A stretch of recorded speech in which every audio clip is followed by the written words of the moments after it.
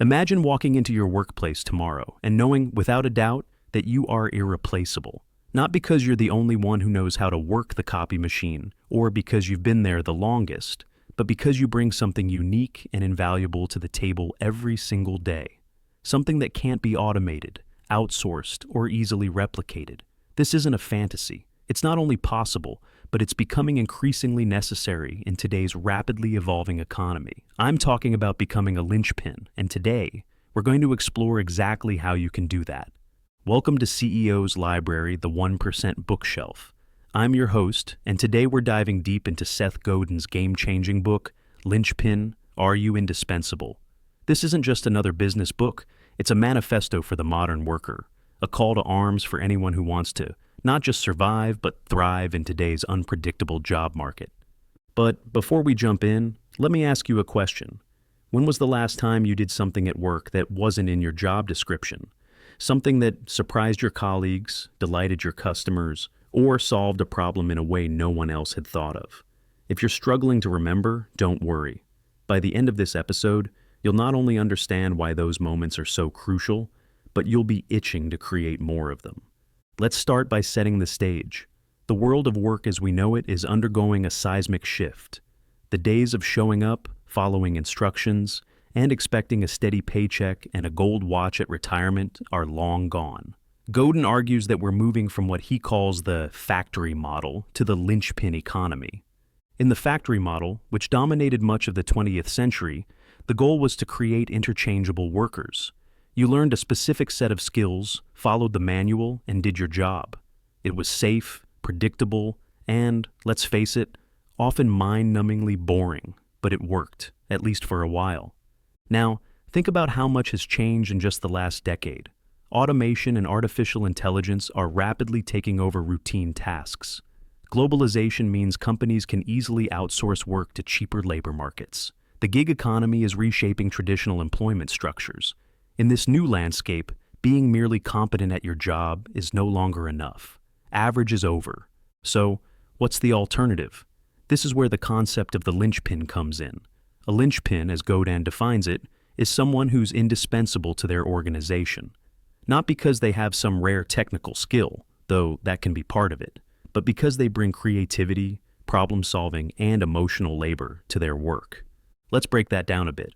Creativity isn't just for artists and designers. It's about finding new solutions to old problems, connecting ideas in unexpected ways, and being willing to challenge the status quo.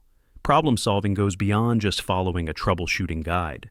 It's about seeing the bigger picture, anticipating issues before they arise, and having the courage to try unconventional approaches. But perhaps the most crucial element, and the one that's hardest to replicate or automate, is emotional labor. This is the human element of work. It's about truly connecting with colleagues and customers, showing empathy, and going above and beyond in ways that can't be written into a job description. Think about the last time you had an exceptional customer service experience. Chances are, it wasn't because the person followed the script perfectly. It was because they genuinely listened to you, understood your frustration or needs, and went out of their way to help. That's emotional labor in action. Now, you might be thinking, this all sounds great, but I'm not an entrepreneur or a CEO. How does this apply to me? The beauty of Godin's linchpin concept is that it can apply to any role, at any level, in any industry. Whether you're a teacher, a software developer, a salesperson, or a nurse, you have the opportunity to become indispensable by bringing your full self to work.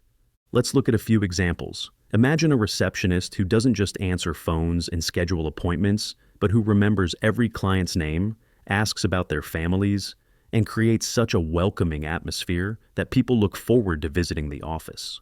Or a factory worker who doesn't just operate their machine, but constantly looks for ways to improve efficiency and safety on the production line. These are linchpins. But here's the catch, and it's a big one. Becoming a linchpin isn't easy. It requires us to overcome what Godin calls the resistance.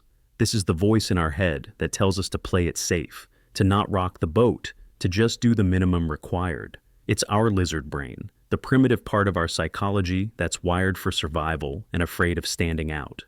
The resistance manifests in many ways. It's the force that makes us procrastinate on important projects, that convinces us we're not good enough to speak up in meetings, that keeps us from sharing our ideas for fear of criticism. It's what makes us settle for mediocrity when we're capable of brilliance. Overcoming the resistance is perhaps the most challenging part of becoming a linchpin, but it's also the most rewarding. It requires us to face our fears, to be willing to fail and learn from those failures, and to persistently push ourselves out of our comfort zones. One powerful strategy Godin suggests for overcoming the resistance is to focus on shipping. This means getting your work out into the world, even if it's not perfect. Too often we get caught in the trap of endlessly tweaking and refining, afraid to release anything that's not absolutely flawless. But the most successful linchpins understand that done is often better than perfect. They're willing to put their ideas and work out there, gather feedback, and iterate. Another key to overcoming the resistance is to cultivate what Godin calls a gift mindset. This means approaching your work not as a transaction. I do this, you pay me that, but as an opportunity to give something valuable to others. When you view your work as a gift, it changes your entire approach. You're no longer just trying to meet the minimum requirements. You're looking for ways to surprise and delight. This gift mindset ties closely to the concept of generosity in professional relationships. Linchpins aren't hoarders of information or skills. They freely share their knowledge, mentor others, and look for ways to contribute beyond their official job duties. This generosity not only makes them invaluable to their organizations, but also helps build strong professional networks. Now, let's talk about one of the most crucial skills of a linchpin: the ability to see clearly and make effective maps. In a world of constant change and information overload, the ability to cut through the noise and identify what really matters is invaluable. Linchpins are able to look at complex situations, spot patterns and opportunities that others miss, and create maps that help guide their teams or organizations forward. This map-making ability isn't about having all the answers. In fact, linchpins are comfortable with ambiguity and uncertainty. They're willing to experiment, to try new approaches, and to adjust course as they go. They understand that in today's fast-paced world, rigid long-term plans are often obsolete before they're even implemented. Instead, they focus on creating flexible frameworks that can adapt to changing circumstances. Let's dive deeper into what Godin calls the 7 abilities of the linchpin. These are the key traits that make someone truly indispensable. 1. Providing a unique interface between members of the organization. Linchpins are connectors. They bridge gaps between departments, facilitate communication, and help different parts of the organization work together more effectively. 2. Delivering unique creativity. This isn't just about coming up with wild ideas. It's about finding creative solutions to real problems and having the courage to implement them. 3. Managing a situation or organization of great complexity. In a world of increasing complexity, those who can navigate and simplify are invaluable. 4. Leading customers. This goes beyond traditional customer service. It's about truly understanding customer needs and guiding them towards the best solutions, even if that sometimes means saying no. 5. Inspiring staff. Linchpins don't need formal authority to lead. They inspire others through their actions, attitude, and willingness to go above and beyond. 6. Providing deep domain knowledge. While being a specialist alone isn't enough to be a linchpin, combining deep expertise with the other abilities on this list can make you truly indispensable. 7. Possessing a unique talent. This could be anything from an uncanny ability to spot trends before anyone else, to a knack for explaining complex ideas in simple terms. Now, you might be looking at this list and thinking, I don't have all of these abilities, and that's okay. The point isn't to excel at all 7, but to identify which ones align with your strengths and passions, and to cultivate them intentionally. Let's take a moment to address a common objection. But my boss won't let me do any of this. I'm just supposed to follow orders. This is where many people get stuck. They assume that becoming a linchpin requires permission or a change in job title. But the truth is, you don't need anyone's permission to start bringing more value to your work. Start small. Look for opportunities to go slightly beyond your job description. Solve a problem before anyone asks you to. Reach out to a colleague in another department to better understand their challenges. Share an idea for improving a process, even if it's not in your area of responsibility. These small actions, consistently taken over time, can dramatically change how you're perceived and valued in your organization. Of course, there may be times when your efforts to be a linchpin aren't immediately recognized or rewarded. This is where persistence comes in. Remember, you're playing a long game here. The goal isn't just to impress your current boss or to get a quick promotion. It's to fundamentally change your approach to work in a way that makes you indispensable, not just in your current job, but throughout your entire career. As we wrap up, I want to address one final crucial point. Becoming a linchpin isn't just about job security or career advancement, although those are certainly potential benefits. At its core, it's about finding more meaning and satisfaction in your work. It's about bringing your full self to what you do, about creating art, in the broadest sense of the word, through your work, and about making a real difference in the lives of others. When you approach your work as a linchpin, you're no longer just putting in time until retirement. You're actively engaged, constantly learning and growing, and finding new ways to contribute.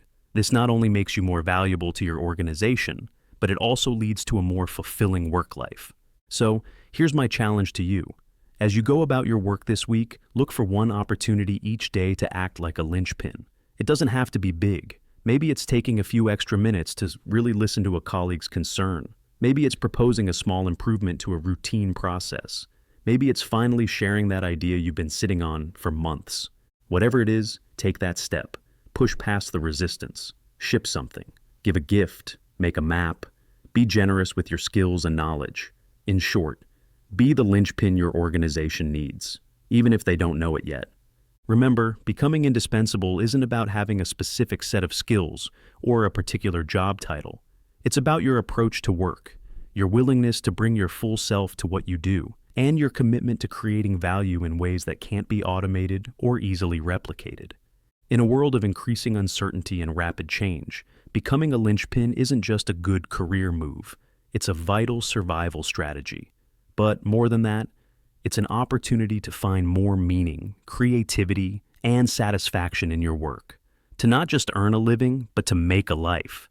As Seth Godin puts it, the only way to get what you're worth is to stand out, to exert emotional labor, to be seen as indispensable, and to produce interactions that organizations and people care deeply about. So, are you ready to become indispensable? The choice is yours. The world is waiting for your unique contribution. It's time to unleash your inner linchpin. Thank you for listening to CEO's Library, the 1% Bookshelf. If you enjoyed this episode, please don't forget to subscribe, rate, and review. And remember, the full transcript of this episode, along with additional resources and visualizations, is available at ceoslibrary.com. Until next time, keep reading, keep learning, and keep striving to be indispensable.